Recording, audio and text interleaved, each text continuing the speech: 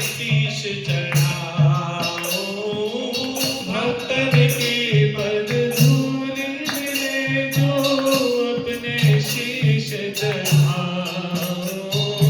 ओ किशोरी मोहे बारे रंगली दो, लाडली बारे रंगली दो,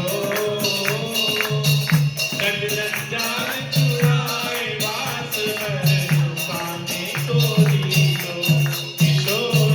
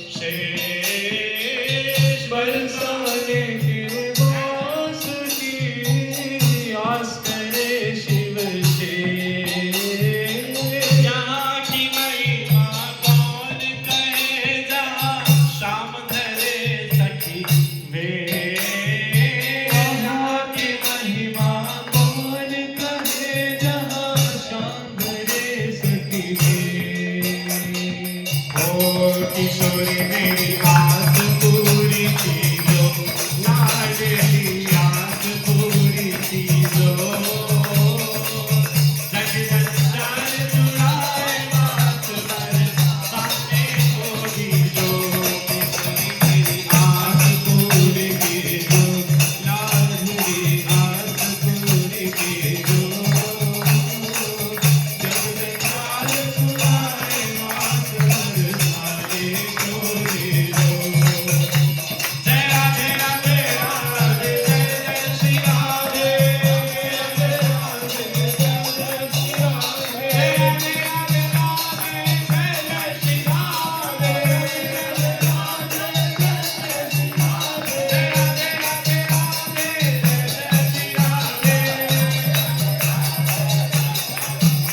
जय राधे राधे राधे, जय जय श्री राधे। जय राधे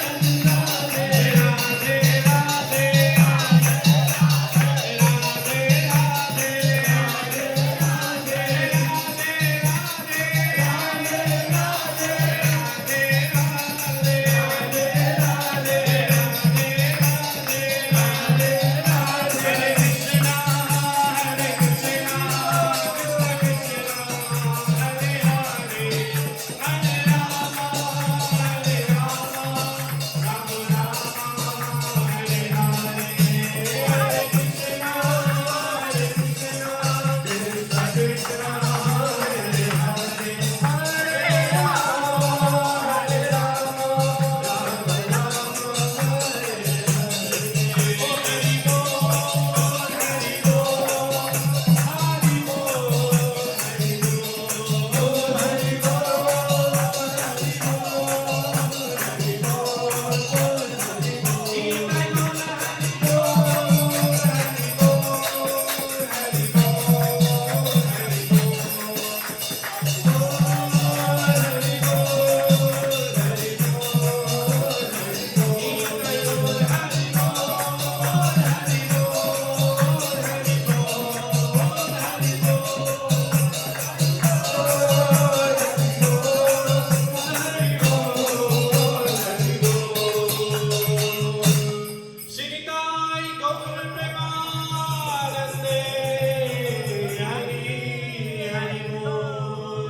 बोल हरि नाम संकीर्तन की जय।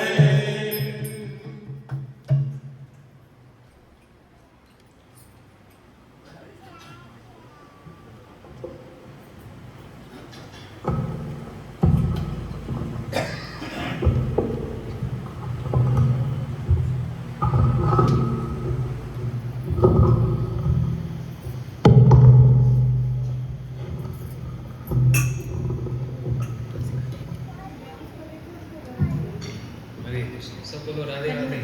अरे इतनी धीरे क्या बोलते हैं? इनकी सबसे ज्यादा आवाज है? देखो अभी कीर्तन तो हो गया, ठीक है ना। आज क्या है यहाँ पर कीर्तन कथा का कार्यक्रम रखा ना। कीर्तन हो गया, कथा राधिका बोलेगी, प्रसाद में खा लूं।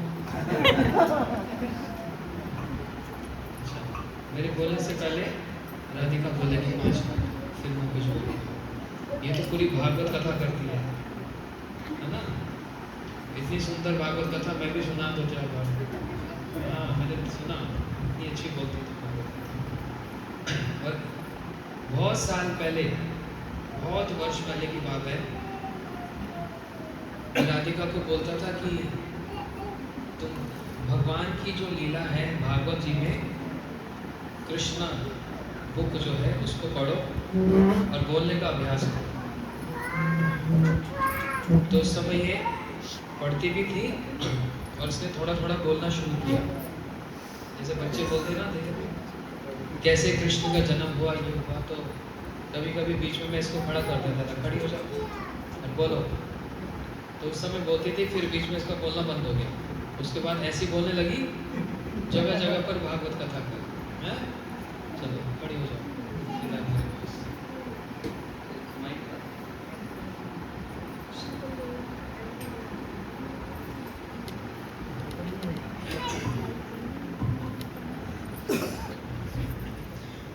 ज्ञानतिमिरान्धस्य ज्ञानाञ्जनशलाकया चक्षुरुन्मिलितं येन तस्मै श्रीगुरवे नमः। वाञ्छाकल्पतरुभ्यश्च कृपासिन्धुभ्येव च पतितानां पावनेभ्यो वैष्णवेभ्यो नमो नमः। हरे कृष्णा कृष्ण कृष्ण हरे हरे, हरे राम राम राम हरे हरे। सर्वप्रथम मैं अपने गुरु पाद पर जोर से बोलो, तेरी आवाज बंद कैसे हो गई? गुरुजी आपके सामने मेरे सामने नर्वस हो रही है?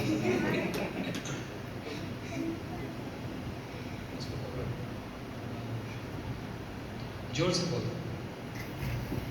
सर्वप्रथम मैं अपने गुरु पाद पद्म श्री श्रीमद् भक्ति वेदांत सिद्धांति गोस्वामी गुरु महाराज जी के चरण कमलों में अनंत कोटि दंडवत प्रणाम ज्ञापन करती हूँ।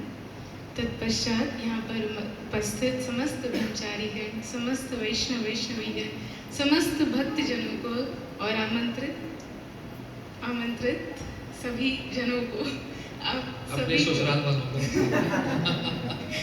सभी को मेरा हरे कृष्णा। आप सभी को मेरा प्रणाम। हरे कृष्ण। हरे कृष्ण। 5 मिनट की कथा और इस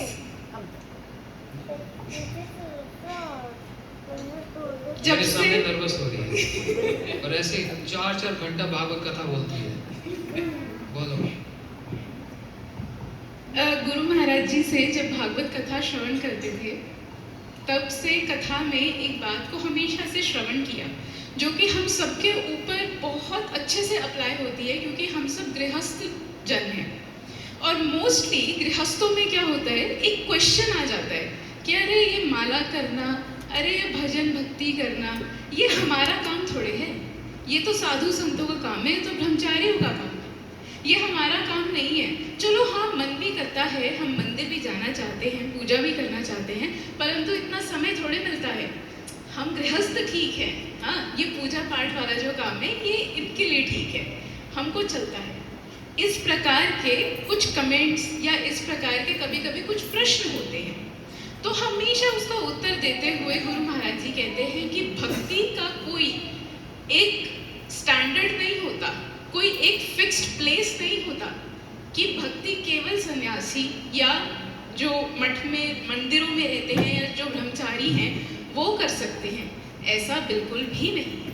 भक्ति एक ऐसा तत्व है जो कि हर एक जीव आत्मा के लिए है। हर एक जीव आत्मा, और हम सब कौन है? एक जीव। और हम सब के लिए ये भक्ति करना ये बहुत अनिवार्य है। केवल इतना ही नहीं कि हमें करनी चाहिए, ये अनिवार्य है।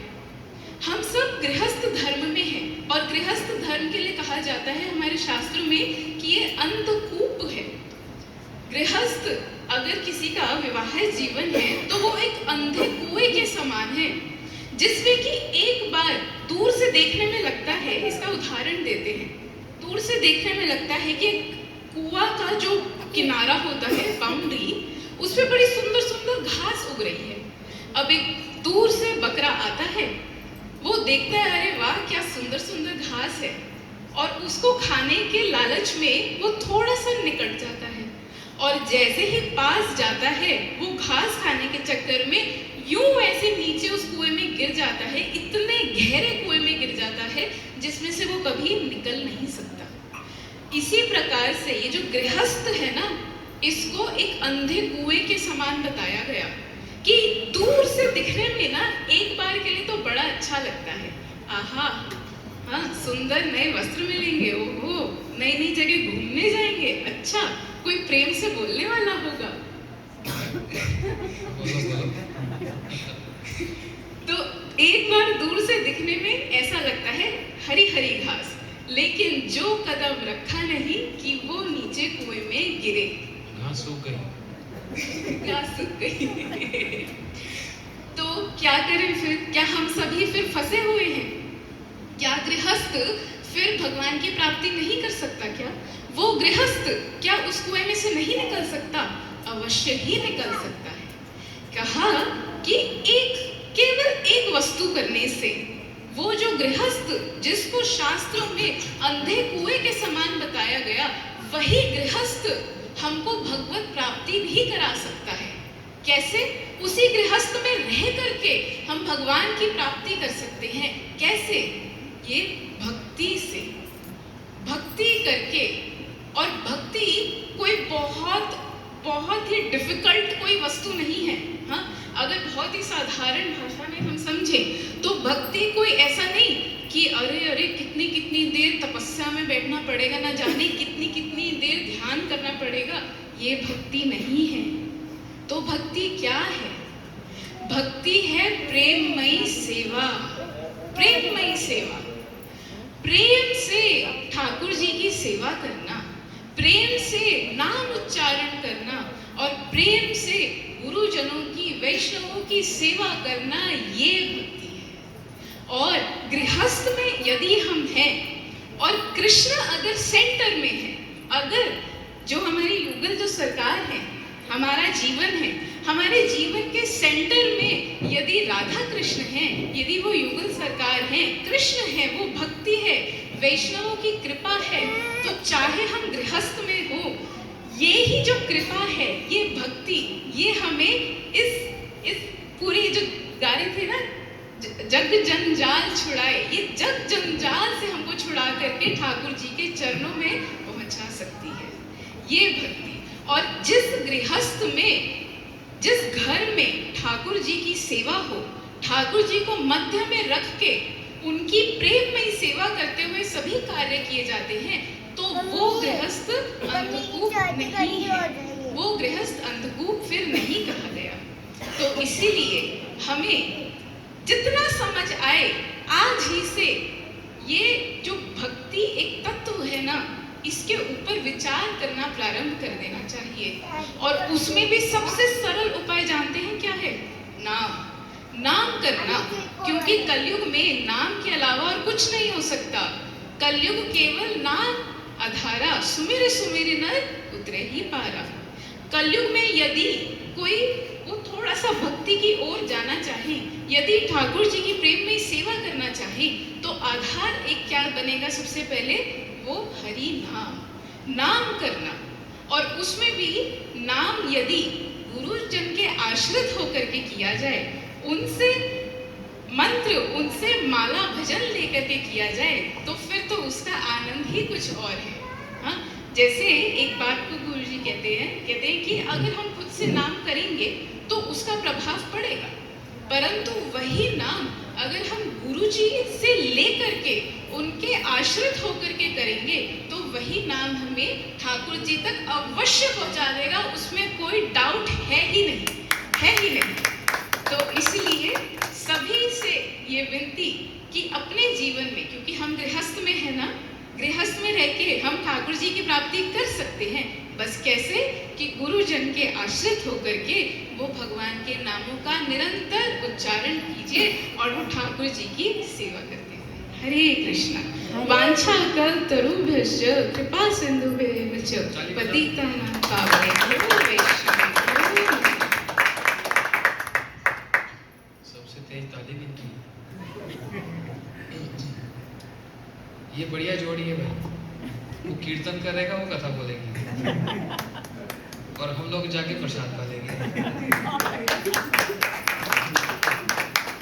देखो आज हम लोग यहाँ पर आए, इस घर में एक त्योहार, एक उत्सव हो रहा है। क्या हो रहा है? क्या है आज यहाँ पर?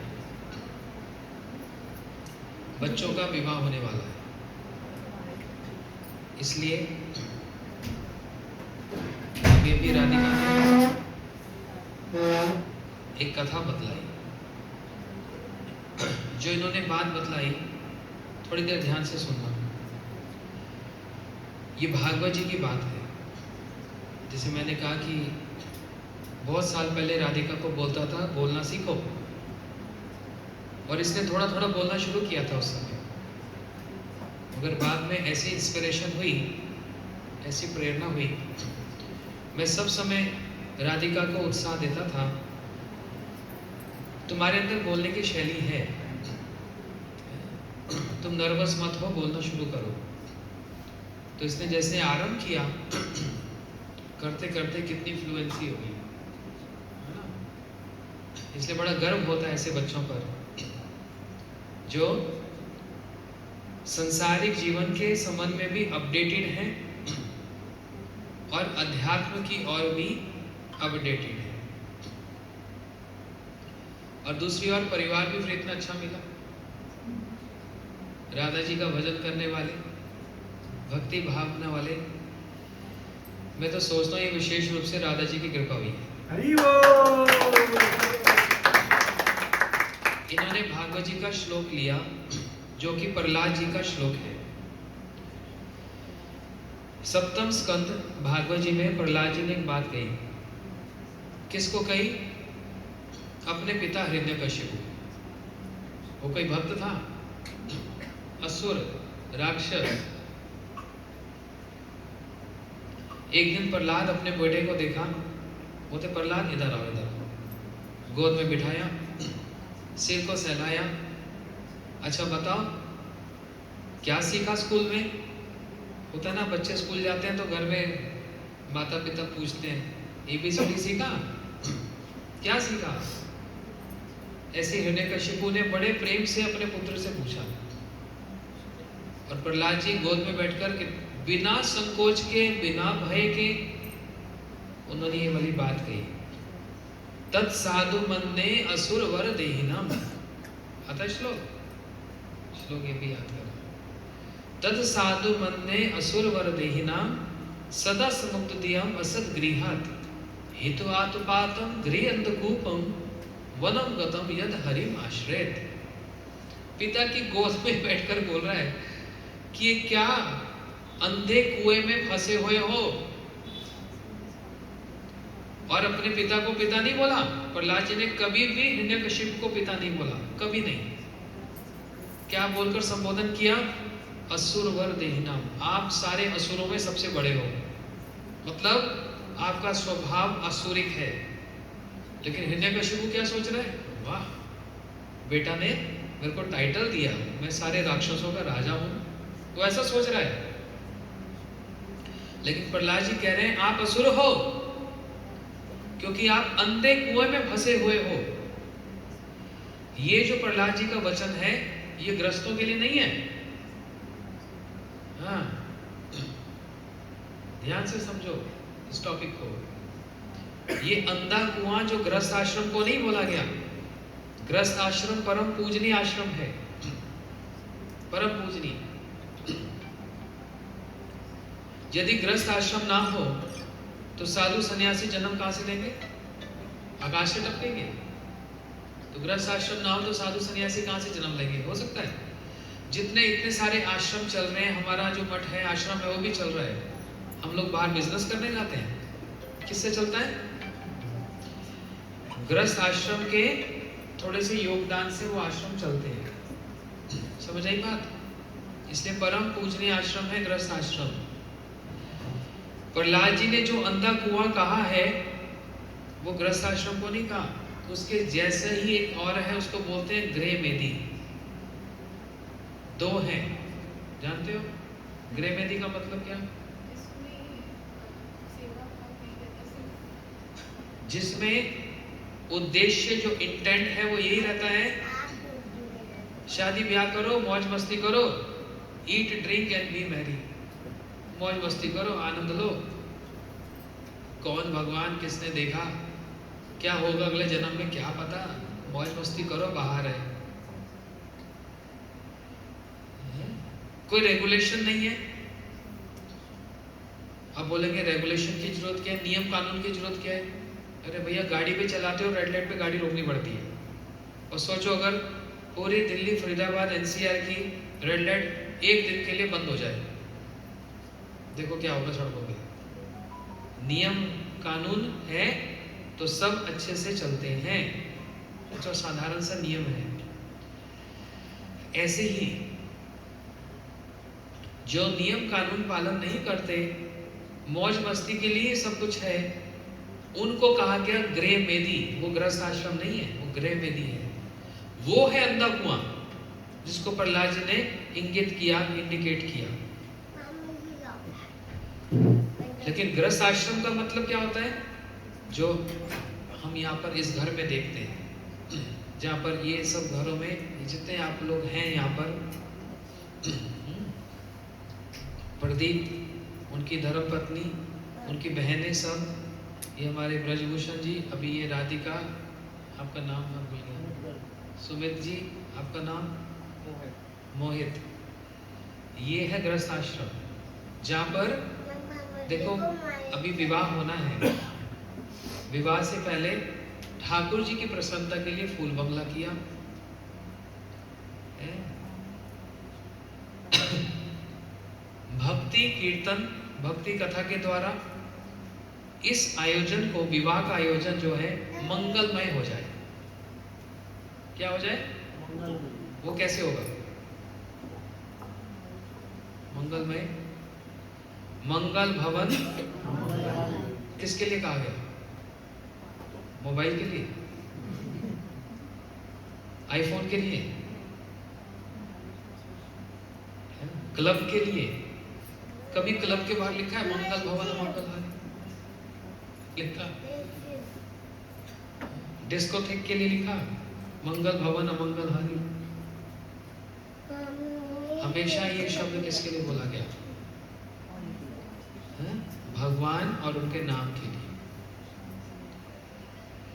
सीधी सीधी बात है, कोई ज्यादा घुमाने फिराने वाली बात नहीं, आप सब लोग जानते ही हो, सिर्फ रिपीट कर रहा हूं।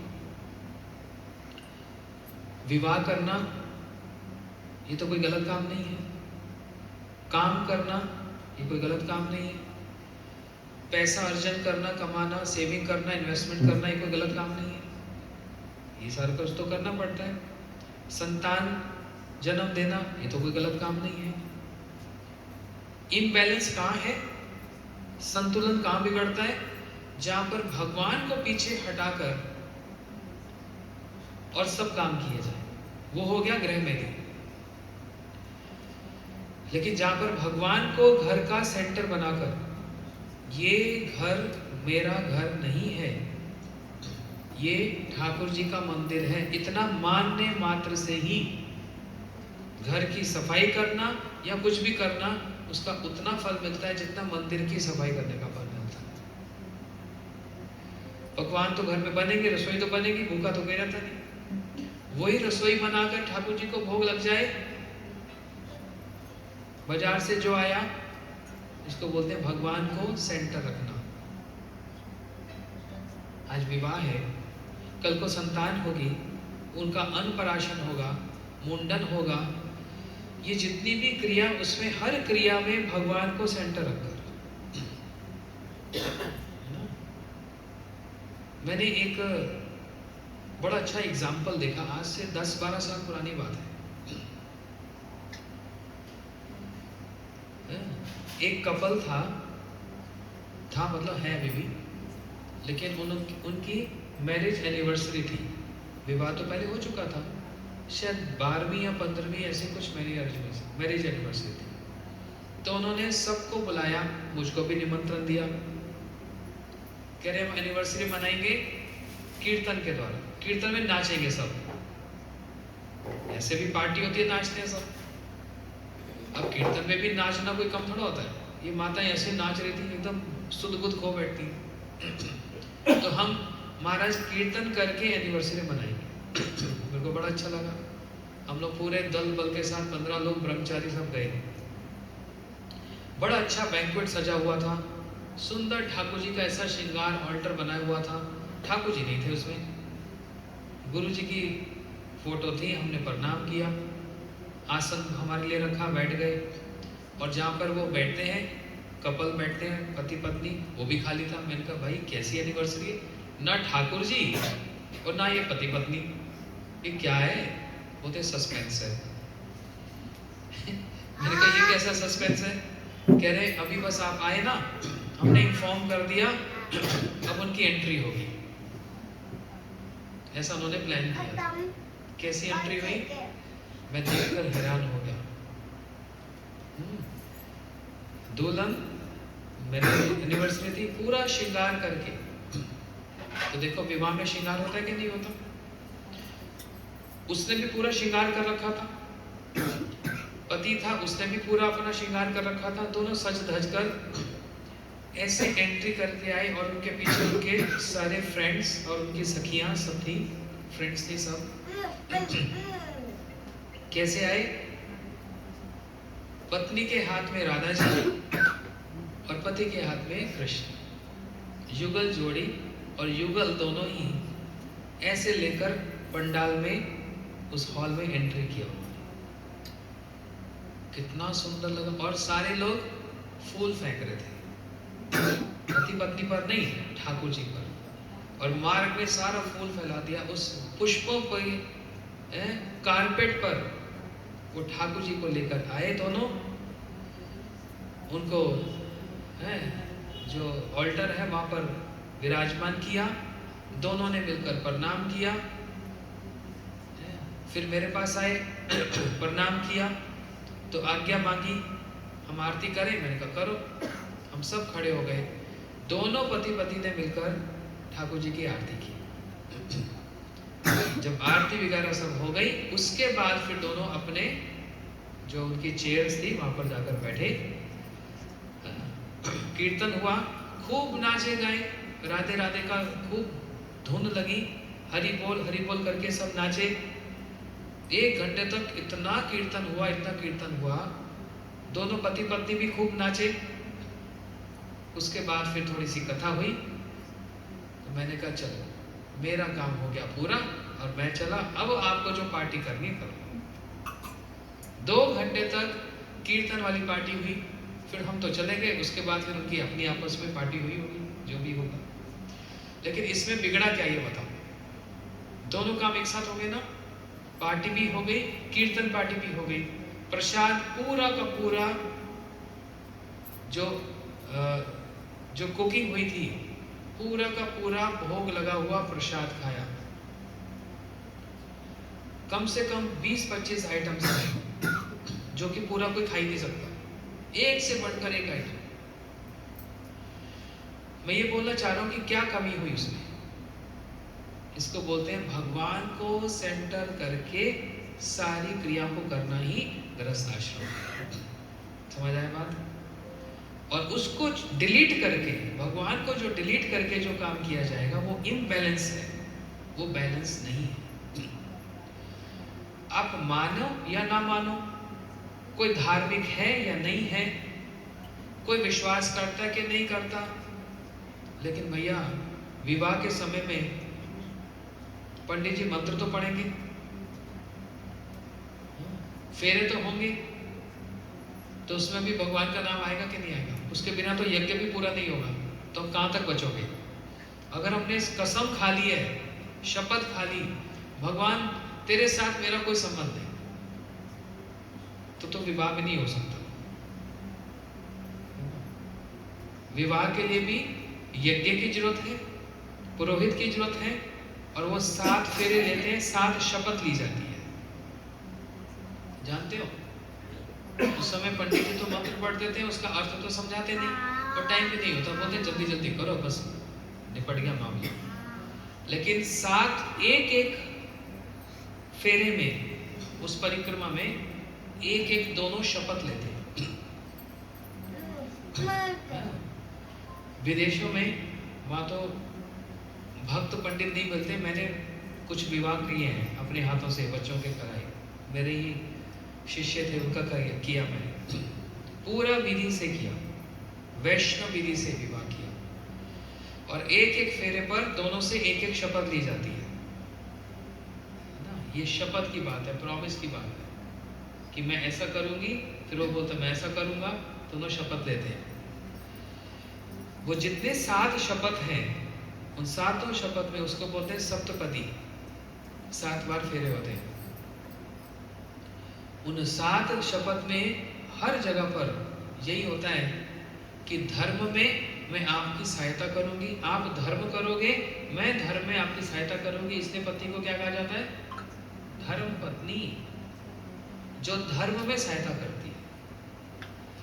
मैं साधु सन्यासियों की सेवा करूंगा, फिर वो वचन देती है मैं आपकी सहायता करूंगी। हमारी संतान होगी, उन संतान को हम बड़ा करेंगे, लेकिन उनको भी धर्म के मार्ग पे लगाएंगे। तो बिना धर्म के तो वो 7 फेरे भी नहीं होते।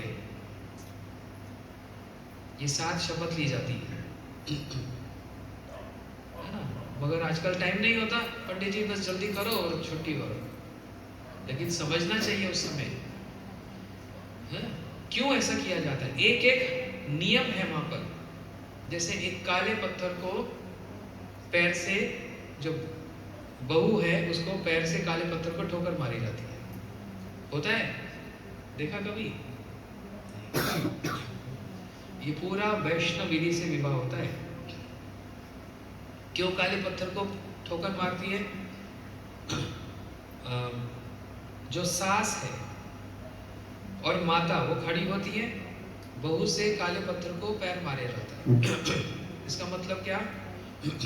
मैंने जितनी भी नेगेटिविटी है, यहाँ तक कि यमराज जी को भी उसको मैंने पैर से, यमराज जी को नहीं, जितनी नेगेटिविटी है उसको मेरे पति पर ना आए, मैंने पैर से उसको ठोकर मारी। तो हर चीज का वहां पर लॉजिक होता है, हर चीज का लॉजिक होता है, ऐसे विवाह होता है ना। तो ठीक ठीक रूप में ऐसे करने से देखो। तो बात मुद्दे की क्या कह रहा था? बिना भगवान के नाम से तो वो यज्ञ भी पूरा नहीं होता। तो यज्ञ पूरा नहीं होगा तो विवाह पूरा कैसे होगा? समझ रहे हो?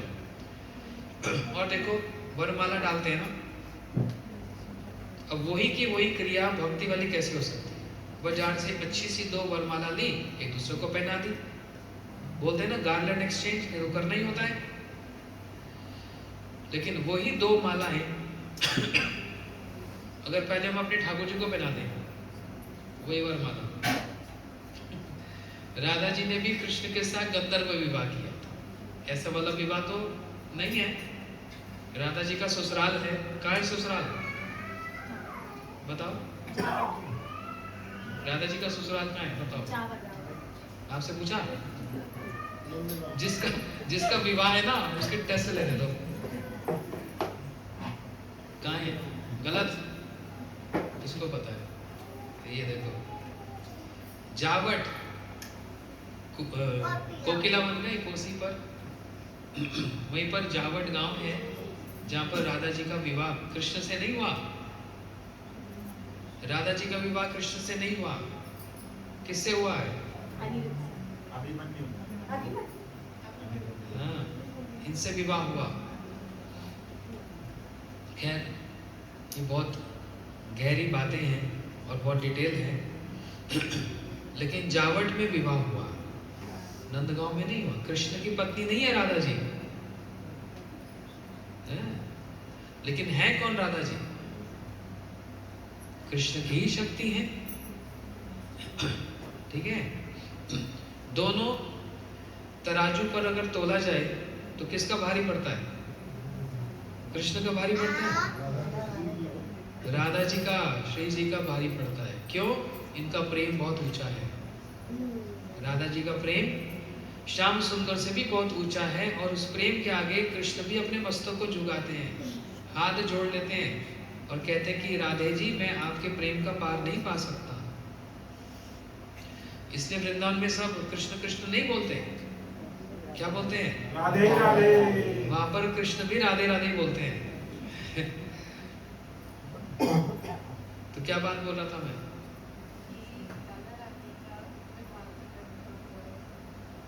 गंधर्व विवाह हुआ तो माला एक्सचेंज हुई ना। गंधर्व विवाह का मतलब होता है माला पहना दी एक दूसरे को। वही वरमाला राधा कृष्ण को अपने ठाकुर जी को पहनाओ, या फिर चरणों में अर्पण करके, और वही एक्सचेंज कर दो। कोई हानि होगी? कोई नुकसान होगा? नहीं, भगवान को पहन ली, भगवान ने तो यूज्ड है।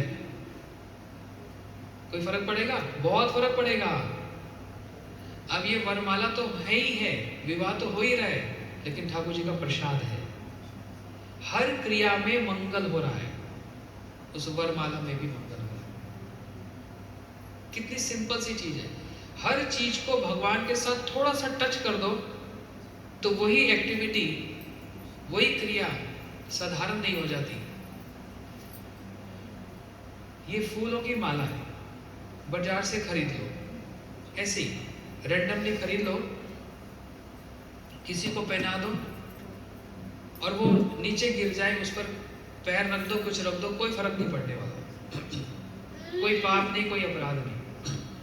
वही माला ठाकुर जी के चरणों में अर्पण हो जाए, एक बार टच भी हो जाए। अब पैर रखकर देखो उस पर, रखेगा कोई? सर्वनाश है वहीं पर ही। इतनी सी चीज उनके साथ कनेक्ट होने पर उसका वैल्यू ही बढ़ जाती है, उसका प्रभाव ही पड़ जाता है। हर वो चीज, कोई भी एक भोजन है, नीचे गिर जाए, पर पैर पड़ जाए, अनादर हो जाए, कोई फर्क नहीं पड़ने वाला। बगीचे में फूल है, गिरा हुआ है, फेंक दो, कुछ भी कर दो, कोई फर्क नहीं पड़ने वाला। 1 मिनट के लिए, 1 मिनट तो बड़ी दूर की बात बोल रहा हूं, 2 सेकंड के लिए भी ठाकुर जी के चरणों में चढ़ जाए, उनको स्पर्श हो जाए, अब आप उसके ऊपर अनादर करोगे तो भयंकर अपराध है, बड़ा अनादर है इसका। इसलिए भागवत जी में कथा आती है ना, माला की कौन सा प्रसंग है?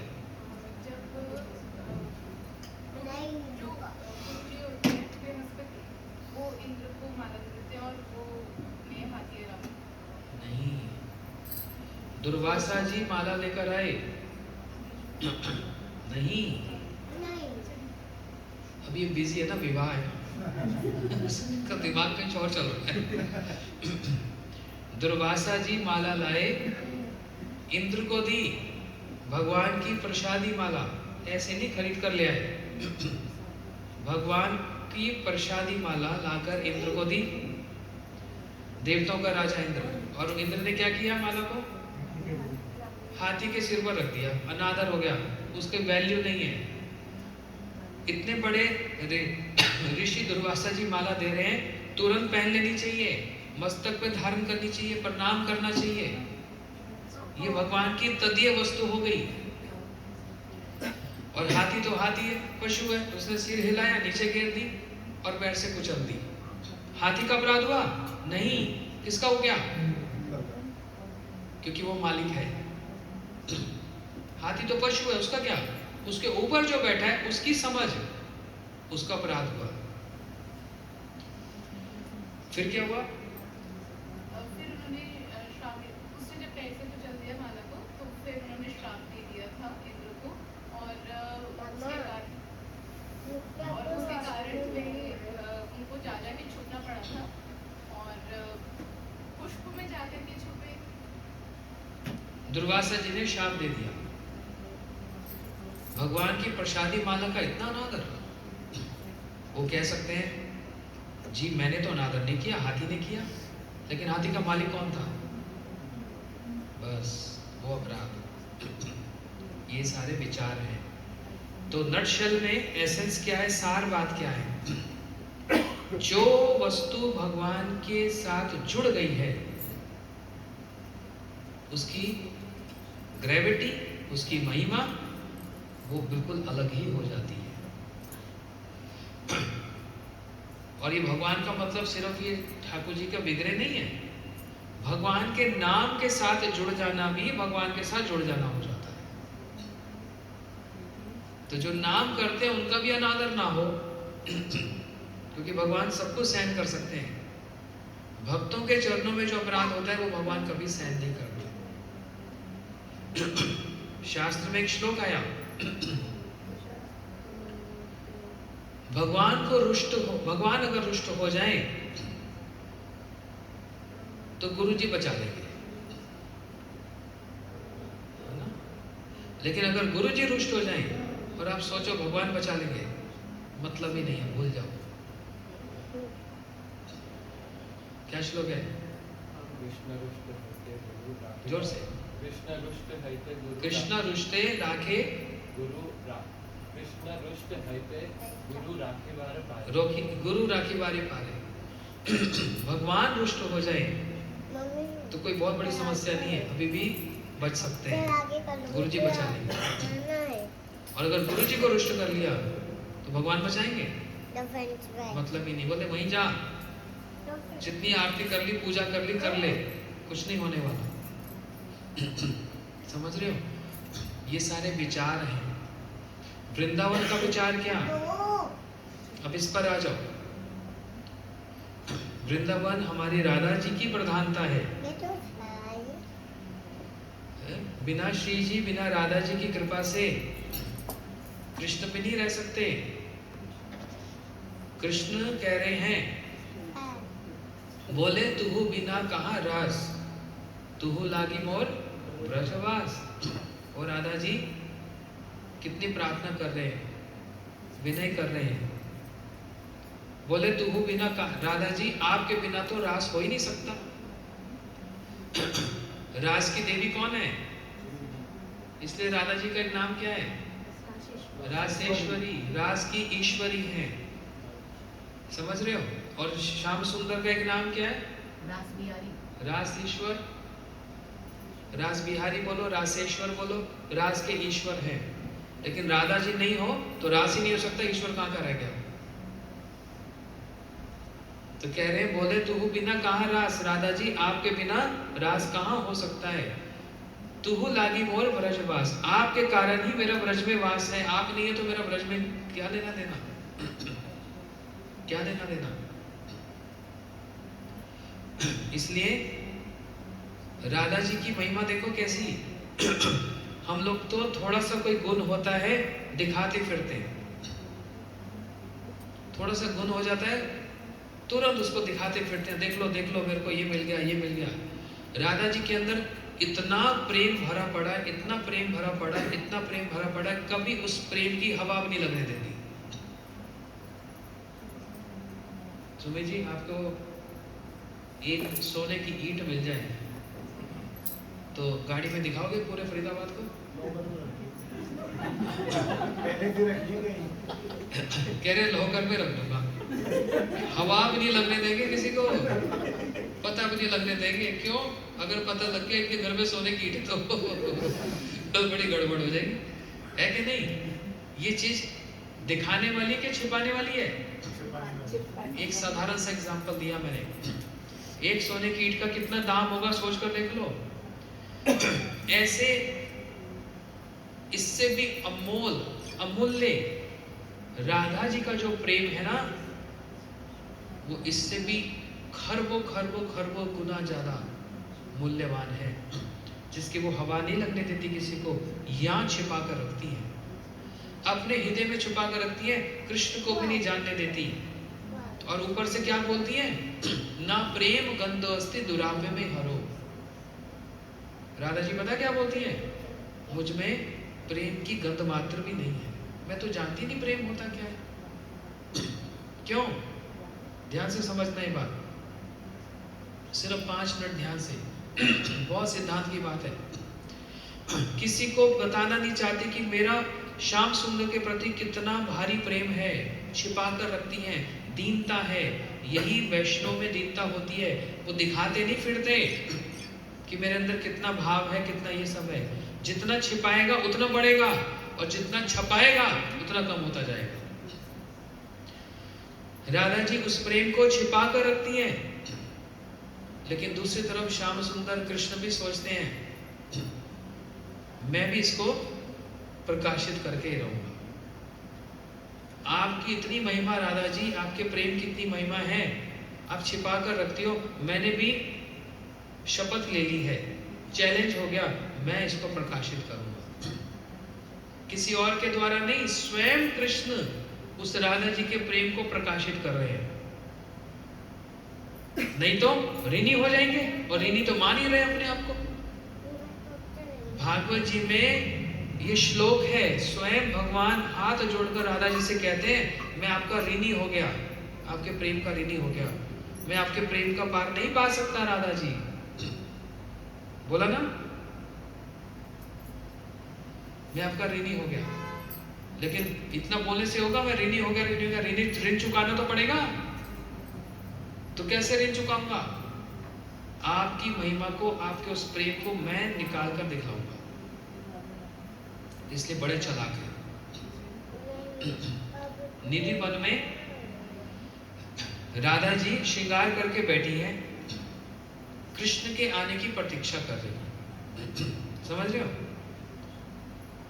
जब हम किसी की प्रतीक्षा करते हैं, वेट करते हैं, वहीं पर ही मिलन स्टार्ट हो जाता है।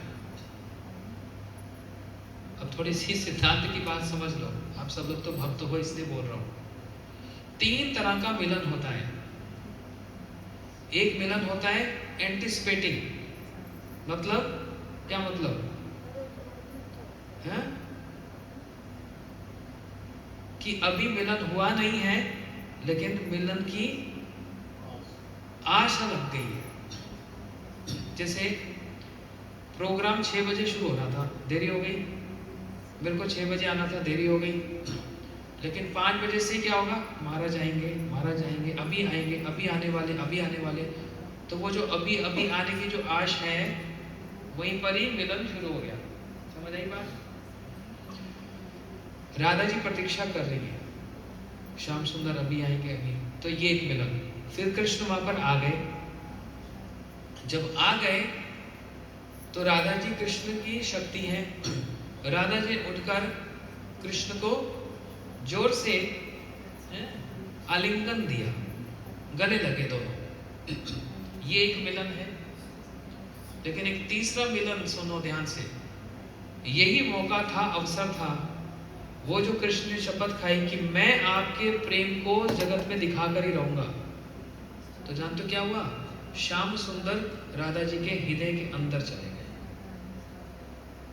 ये किसी के दिल के अंदर जाना, ये हम आप तो जा नहीं सकते, मैं आपके दिल में नहीं जा सकता, लेकिन ये आध्यात्मिक क्रिया है। उस जगत में ऐसा होता है। कृष्ण राधा जी के हृदय के अंदर चले गए और अंदर वो जो प्रेम था, जो वो एक अमूल्य रत्न था, उसको चुरा लिया। समझ रहे हो? चोर जब चोरी करता है तो उसको रिएक्शंस तो होती हैं। इन्होंने राधा जी का प्रेम जैसे चुरा लिया, रंग ही बदल गया। कृष्ण कौन से रंग के हैं? हरे, नीले, कौन से? श्याम वर्ण के हैं, है कि नहीं? कौन से वर्ण के हैं? राधा जी कौन से वर्ण की है? गौर वर्ण की। जैसे ही वो प्रेम को हाथ लगाया, श्याम से बन गए गौर। और वही जो श्याम से बन गए गौर, वो कौन है? चैतन्य महाप्रभु जी। ये आप लोगों को समझाने के लिए, ये राधा कृष्ण जब दोनों आलिंगन कर लेते हैं तो दोनों एक ही। राधा जी कौन है? कृष्ण की शक्ति। अपनी शक्ति को कृष्ण बाहर निकालते हैं और वो राधा जी है। तो जब अपनी शक्ति को बाहर निकालते हैं, वो शक्ति को भीतर भी तो ले सकते हैं। तो वही राधा कृष्ण जब एक हो जाते हैं तो वो चैतन्य महाप्रभु हो जाते हैं। अब ये कहना कठिन है कि कौन पहले, राधा कृष्ण से चैतन्य महाप्रभु बने या महाप्रभु से राधा कृष्ण बने? समझ आई बात? अंतर कृष्ण बहिर् गौर। वही राधा रानी कृष्ण जब एकदम मिल जाते हैं तो राधा जी ने कृष्ण को क्या कर लिया? ऐसा आलिंगन कर लिया कि उनका पूरा का पूरा रंग श्याम वर्ण से गौर वर्ण हो गया। किस लिए किया राधा जी ने ऐसा? हे प्यारे श्याम सुंदर, आप मेरी नकल करना चाहते हो ना? जैसे मैं आपके लिए रोती हूं, दिन रात आपकी प्रतीक्षा करती हूं, आप तो चैन की बंशी बजाते हो, आप सखाओं के साथ खेलते हो, गैयों के साथ जाते हो, और मैं दिन रात आपको ध्यान करती हूँ, आपकी प्रतीक्षा करती हूँ। जो मुझको पीड़ा और दर्द होता है वो आपको नहीं पता, और अब आप मेरी नकल करना चाहते हो तो मैं आपको ऊपर से अपने अंग से ढक लेती हूँ। क्यों? क्योंकि आप मेरी तरह जमीन पर गिरोगे, है ना? उस प्रेम के कारण मैं भूमि पर गिर पड़ती हूँ और आप भी ऐसे गिरोगे। लेकिन जब आप गिरोगे आपको चोट ना आए, मैं आपको ऊपर से ढक लूं, चोट किसको लगे? मुझको लगे। इतना ऊंचा प्रेम कृष्ण का भी नहीं है। किसका है? बस इसलिए वही राधा कृष्ण बन गए चैतन्य महाप्रभु जी। आज से 530 वर्ष पहले महाप्रभु जी आए, वही राधा कृष्ण मिलकर महाप्रभु जी बनकर आए। और वो किस लिए बनकर आए? हम लोगों को ये शिक्षा देने के लिए कि वास्तव में प्रेम किसको कहते हैं, ये देख लो। और वो प्रेम प्राप्ति का उपाय क्या है? महाप्रभु जी ने मंत्र दान दिया, ओपन सबको। कौन सा मंत्र दान दिया? हरे कृष्णा कृष्णा कृष्णा हरे हरे, हरे राम राम राम। अब इसमें राधा जी का नाम है कि नहीं?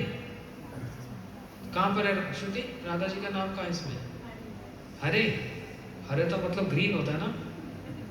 हरे का मतलब ग्रीन होता है ना?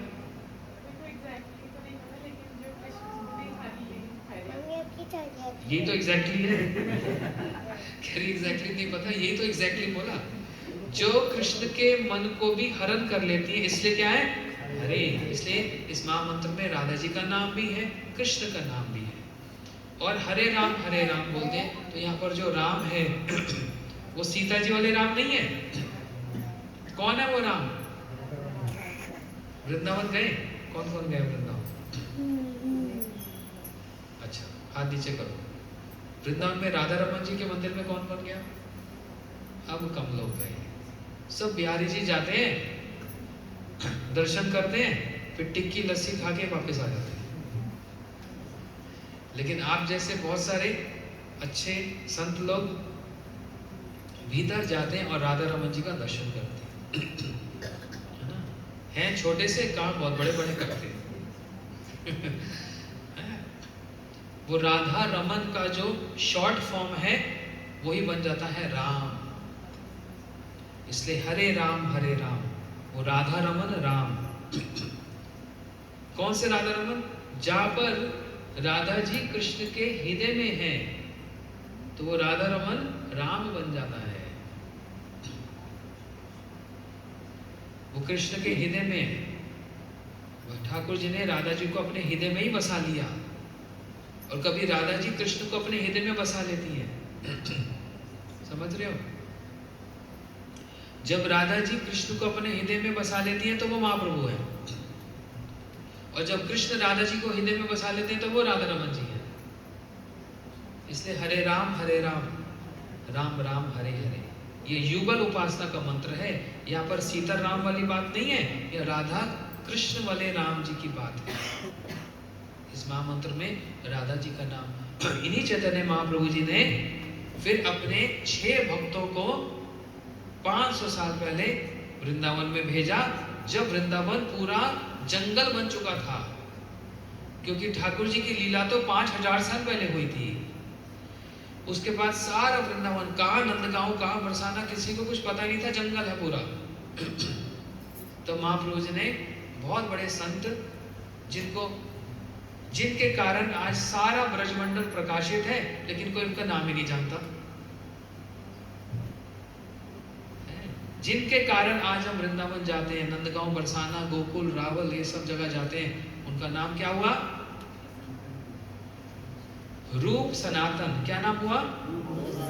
इन दोनों ने आकर महाप्रभु जी ने आदेश दिया, जाओ वृंदावन को फिर से प्रकाशित करो, सब जंगल हो गया। ये आए और इन्होंने भजन किया, एक एक वृक्ष के नीचे एक एक रात बिताई, राधा कृष्ण लीलाओं का दर्शन किया। तब इन्होंने बताया, ये निधि वन है, ये सेवा कुंज है, ये केशी घाट है, ये श्रृंगार वट है जहाँ पर श्याम सुंदर ने राधा जी का श्रृंगार किया, ये नंदगांव, बरसाना। उन्होंने सारे ब्रज को फिर प्रकाशित किया। लेकिन बहुत कम, 1% लोग इनके बारे में जानते हैं। बताओ, जिनके कारण आज वृंदावन वृंदावन है, उनको प्रकाशित करने वाले का नाम 1% लोग भी नहीं जानते, ना उनका नाम उल्लेख किया जाता है।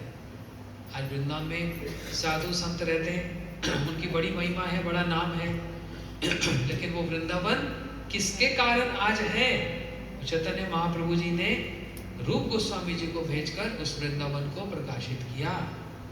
ये उनकी महिमा है।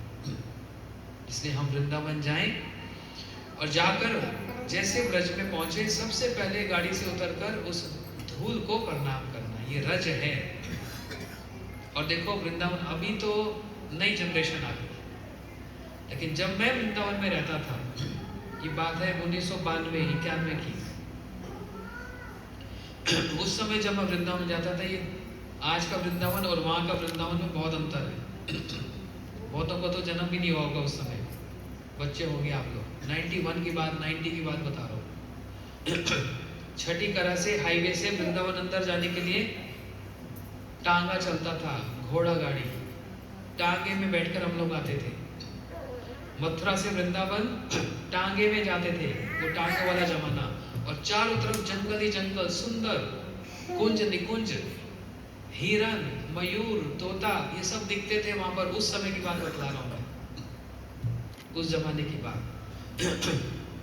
समझ रहे हो? ऐसा सुंदर वृंदावन था। तो वहां पर उस समय जो लोकल लोग, जो ब्रजवासी, वास्तव में ब्रजवासी होते थे। आजकल तो ऐसे बोल देते हैं मेरा जन्म ब्रज में हो तो मैं ब्रजवासी हो गया। अरे रिक्शे वाले का जन्म हुआ तो ब्रजवासी हो गया, वो रिक्शावासी है। जो ब्रज के भाव में रहता है वही ब्रजवासी है। तो उस समय जो पुरानी जनरेशन वास्तव में वो ब्रजवासी थे। भाई कितना अच्छा, रोज हम तो वहां रहते थे, देखो इतना भीड़ भाड़ ये सब नहीं होता था, खाली खाली शांति से रहते थे। वही सेवा कुंज में हम लोग रहते थे। सेवा कुंज में दुकानदार जितने लोई बाजार वाले सारे उसी एरिया में रहते थे, और हम उन्हीं के घर में किराए पे रहते थे, दुकानदारों के घर में। अभी नए नए जब वृंदावन गए थे, बहुत कम उम्र थी, 23-24 साल के थे मैं और माधव प्रिय प्रभु दोनों हैं। तो दुकानदारों को नहीं पता क्या होता था, सुबह 4 बजे ठाकुर जी की मंगला दर्शन करने जाते थे। राधा दामोदर, राधा श्याम सुंदर, मंदिर की मंगला दर्शन करके सेवा कुंज में प्रणाम करना, वहां की परिक्रमा करके जमुना जी जाना, जमुना जी में जाकर थोड़ा सा आचमन करना या स्नान करके फिर घर आकर अपनी पत्नी को बोलते चलो प्रसाद दे, प्रसाद खाकर तो दुकान खोलते थे। हैं? काम अपनी जगह, वो अपनी जगह, दुकानदारी की। दोपहर को जब मंदिर दर्शन बंद हो जाते 1 बजे, दुकान बंद करके घर आते, लंच किया, 1 घंटा विश्राम किया, फिर जाकर दुकान खोली 3-4 बजे, काम वाम किया।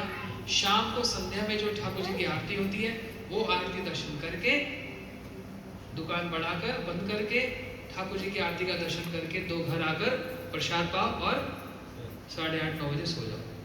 इतना सात्विक कि नहीं कस्टमर तो 8 बजे ही आएगा, 9 बजे आएगा। अब तो आजकल तो बिल्कुल कमर्शियल हो गया ना, लेकिन इतनी शांति होती थी भैया, मेरी दुकान का ये समय है, मैं ठाकुर जी की मंगला नहीं छोड़ सकता, मैं संध्या नहीं छोड़ सकता। इतनी भक्ति भावना वाले उस समय दुकानदार भी सारे लोकल जो वास्तव में ब्रजवासी थे, ऐसी ऐसी भावना होती थी। आजकल सब बिगड़ गया, सब कुछ पैसा ही प्रधान हो गया। ठाकुर जी गौण हो गए, पैसा मुख्य हो गया। उन लोगों के बीच में हम लोग रहते थे ब्रजवासियों के, कितना भाव था उनका। और घर की जो माता होती थी ना जो घर की जो पत्नी, जो माता, वो घर में गोपाल जी की सेवा करती थी। गोपाल नहीं बोलती थी, अपनी बेटी को बोलती थी अरे लाली, अरे बेटी, लाला को भोग लगाया। किसको भोग लगाया? गोपाल जी। गोपाल नहीं बोलती थी, लाला ही मानती थी, मेरा पुत्र है, जब लाला को भोग लगाया।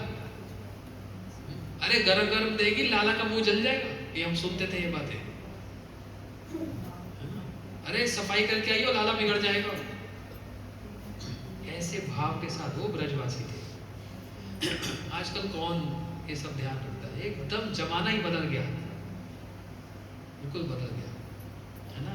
तो उन लोगों को देखा, ये है गृहस्थ आश्रम, है ना। तो इसलिए सभी परिवार वालों को ये 2-3-4 परिवार का संबंध जुड़ रहा है, इसलिए क्या बोलते हैं, समधी बोलते हैं ना, ये संबंध जुड़ रहा है। 2 परिवारों का संबंध जुड़ा है, 2 परिवारों में प्रेम जुड़ा है।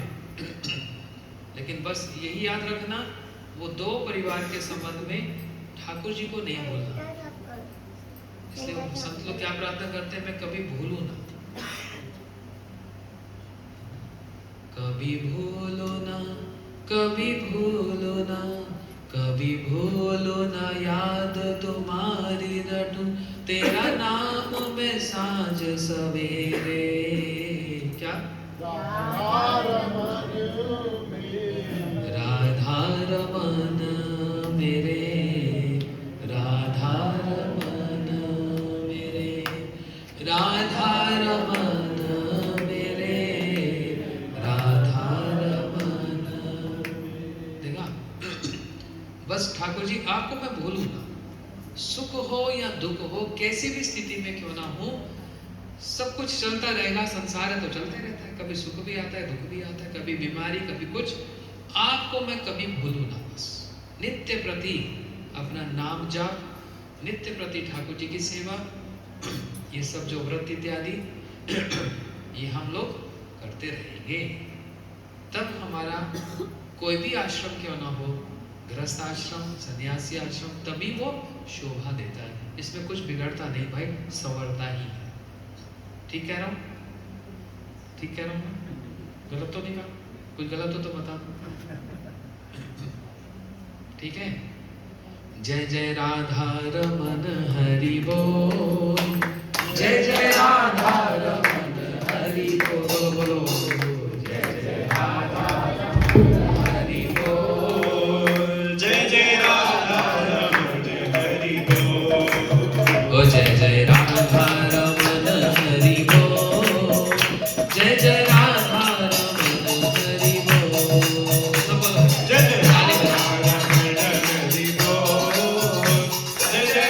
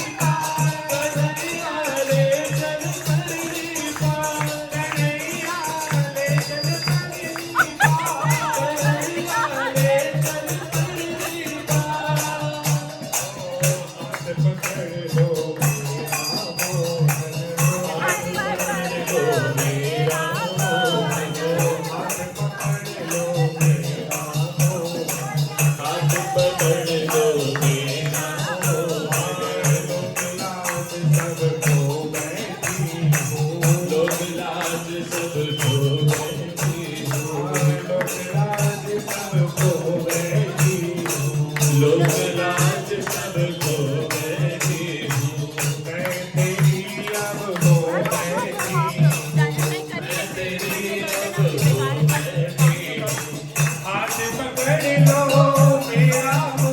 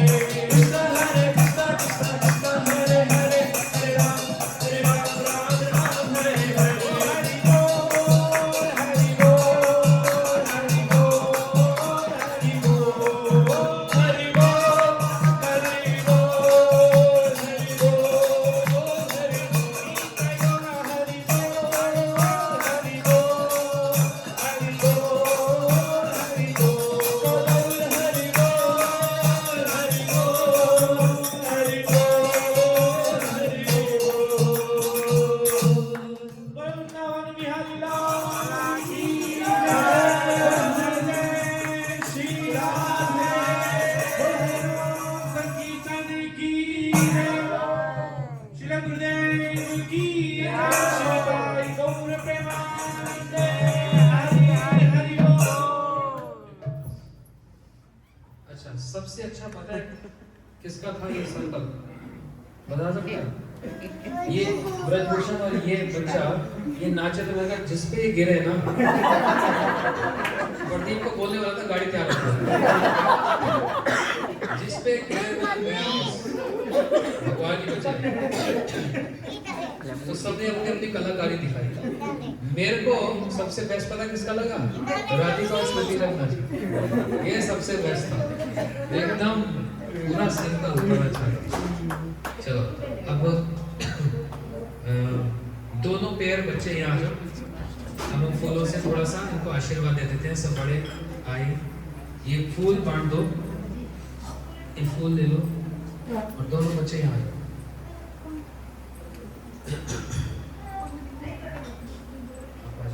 आज प्रणव ले फूल डालेंगे। आज अब बच्चे देखो फूल डालेंगे। ये देख फूल डालेंगे। फूल फूल ले ले। लो बस जल्दी आओ। कम लो मामा जी से लो। दिया पड़ इसको देना पड़ना। और आ गया मेरे पास श्रुति दीदी बहुत सेवा करती है, हमेशा मेरे लिए बर्थडे पे कुछ भी हो जाए केक बना कर लाती और सबके लिए आती है। अच्छा, मेरे लिए तो खास कर और सबको श्रुति का केक सबसे अच्छा लगता है। इस बार 500 लोगों को खिलाया, सब चाट रखे हाथ सबको फूल मिल गए। आगे आ जाओ, आगे आ जाओ। देखो विवाह कब का है? 23 नवंबर 23 तारीख का, ठीक है। लेकिन हम लोग सब मिलकर सभी परिवार वाले, माता पिता भी आ गए हैं, माता पिता ने कहा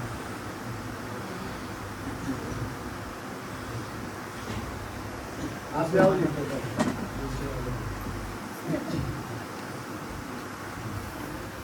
और ये वाले भी आप पीछे क्या? हाँ जी, हाँ जी, आ गए जी।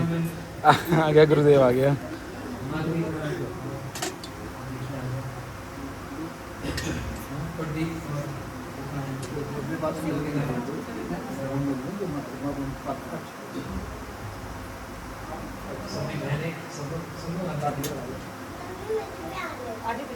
तू सबसे पहले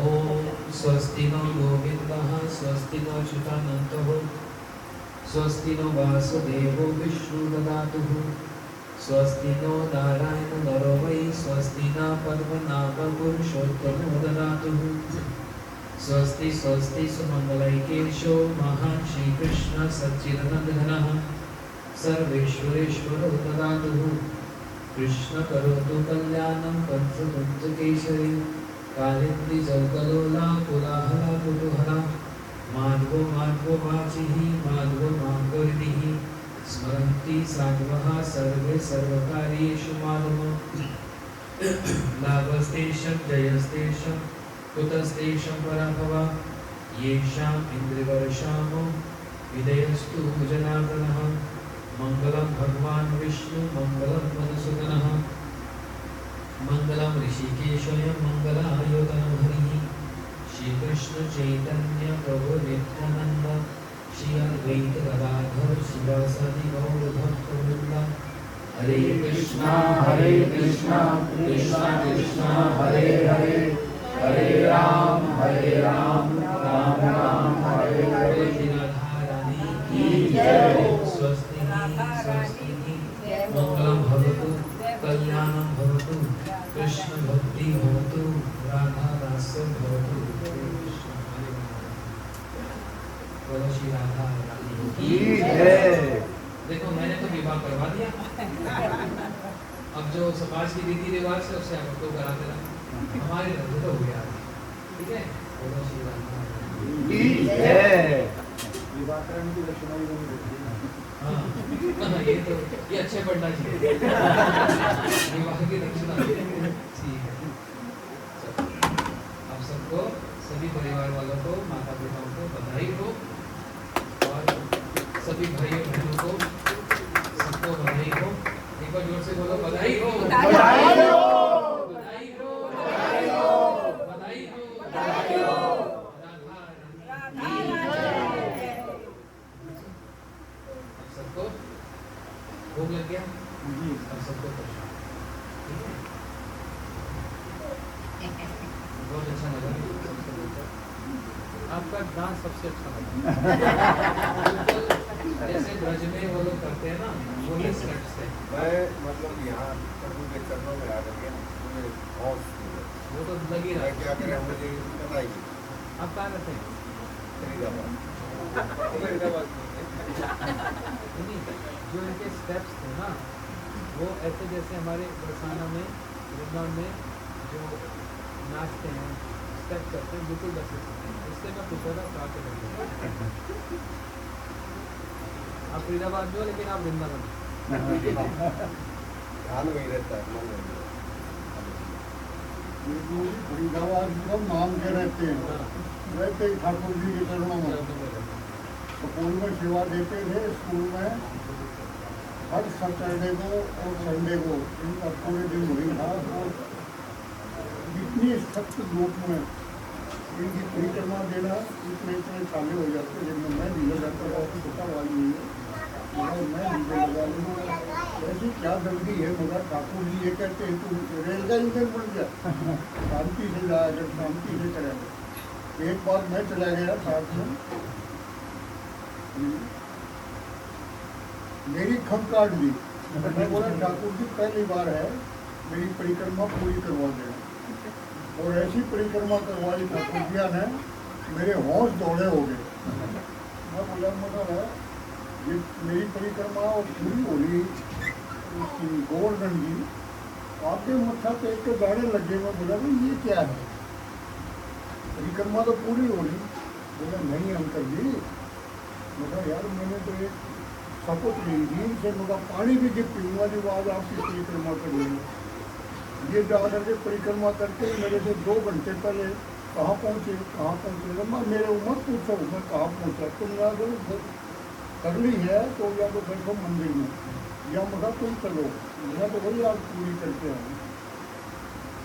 मुझे इतनी प्यास लगी, मुझे मेरा चलना मुश्किल हो। मगर ठाकुर जी परीक्षा ले रहे हो, परिक्रमा करवा रहे हो। ये पूछा तो बोले अंकल अभी तो 9 किलोमीटर हो गया।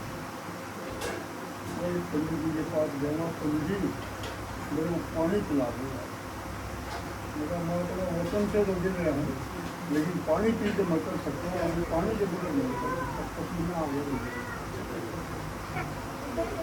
करके मैं रात को 1 बजे पहुँचा, 1 बजे तक मंदिर के गेट पर खोले, जब जाले देखा इसके छाले, मैं तो आहिस्ता आहिस्ता आ रहा था, मेरे छाला का नाम नहीं, इसके देखते तो छाले इतने बड़े बड़े।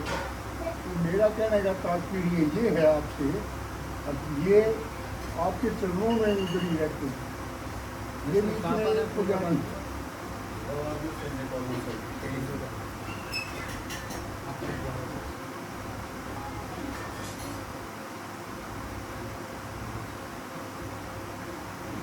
तो दोनों विवाह एक साथ अरे एक साथ करो ना।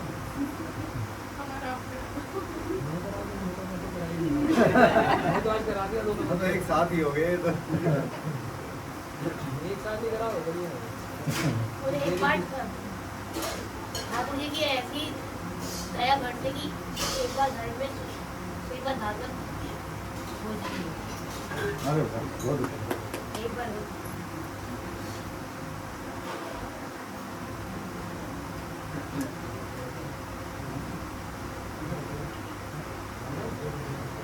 नंबर अपना बदला देगा, सेम पे हो गया और बढ़िया सुने कितने सालों में मिला।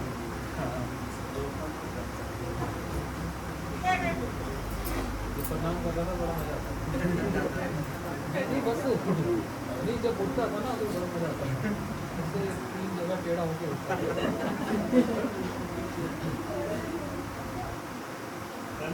चलो सब लोग प्रसाद लीजिए ना। उसका मुझे इसका ही हैं? लोगों का इसी को इसका है और वो काम है इसका भी तो नंबर है क्या ट्रैफिक जाम कर अब रास्ता खुल गया पूरा नहीं करती कभी तो तेरे बाप ने भी बच्चों के साथ बड़ो मजा। वो बेचारा भाई रो रहा है कह रहे ट्रैफिक जाम है बहुत।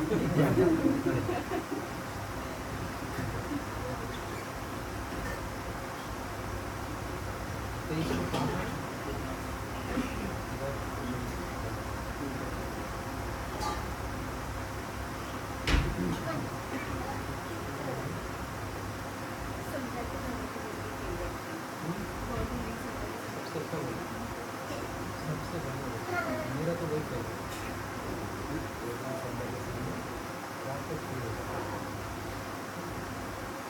वो भी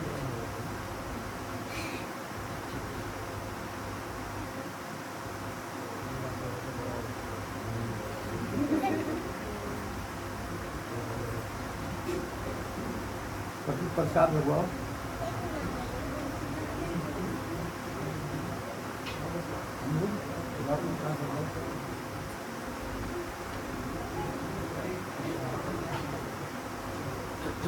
दोनों बच्चे ऐसे हो जाए फोटो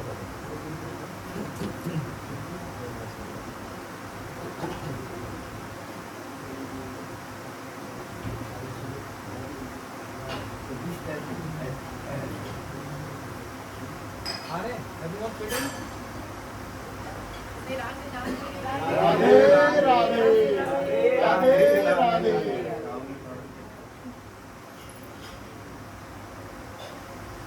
चलो